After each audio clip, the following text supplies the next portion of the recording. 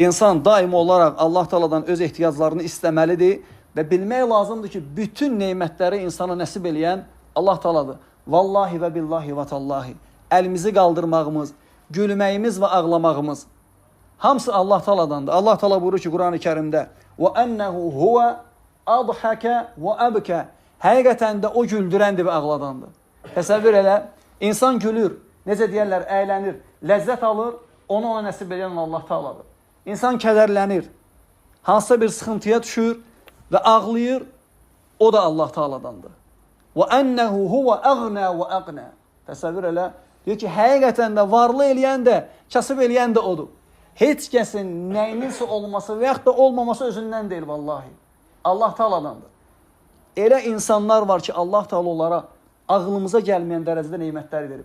Lakin o nemətlər gecə və gündüz onları Allah Taala'dan uzaqlaşdırır. Gecə və gündüz onları Allah Taala'dan uzaqlaşdırır.